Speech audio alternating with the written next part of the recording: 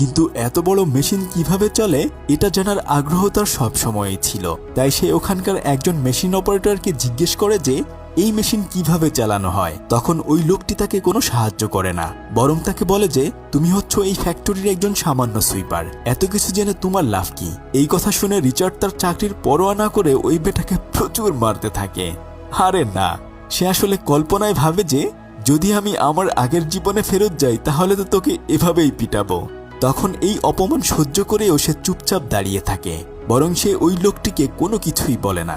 তবে সেখানে কাজ করতে করতে বেকার নামক একজন লোকের সাথে রিচার্ডের পরিচয় হয়। বেকার আসলে এখানকার একজন ইঞ্জিনিয়ার, সে সমস্ত মেশিন অপারেটরদের বস।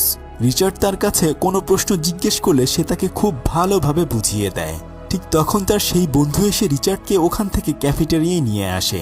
সে তাকে বলতে থাকে যে আরে ভাই, তুই কেন ওনার সাথে কথা বলতে গিয়েছিস? উনি এখানকার সমস্ত মেশিন অপারেটরদের বস, আর তাছাড়া ম্যানেজার যদি তোকে তার সাথে কথা বলতে দেখে তাহলে তোর এই চাকরিটাও চলে যাবে।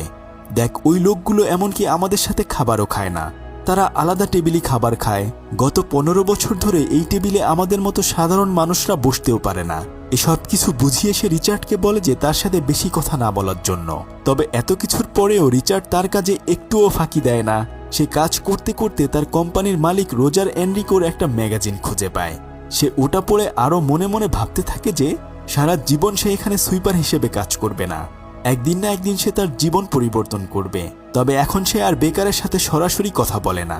খাবার খাওয়ার সময় সে চুপি চুপি এসে তার বাড়ি থেকে আনা খাবার তাকে খেতে দেয়। তার সাথে একটু একটু তখন সে ভালো সম্পর্ক গড়তে চায়। রিচার্ড তখন তাকে বলে যে আমার এসব মেশিনের যন্ত্রপাতি সম্পর্কে জানার আগ্রহ অনেক, আপনি কি আমাকে এগুলো শেখাতে সাহায্য করবেন? রিচার্ডের এত কিছু জানার আগ্রহ দেখে বেকার তাকে কিছু শেখাতে রাজি হয়ে যায়। আর দূর থেকে তার বন্ধু ভাবে হয়তো এবার তার এই কাজটাও চলে যাবে।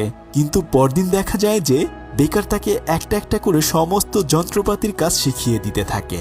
যদিও সে এখনো সুইপার হিসেবেই কাজ করে, তবে সে স্বপ্ন দেখে যে সে একদিন এখানকার মেশিন অপারেটর হবে।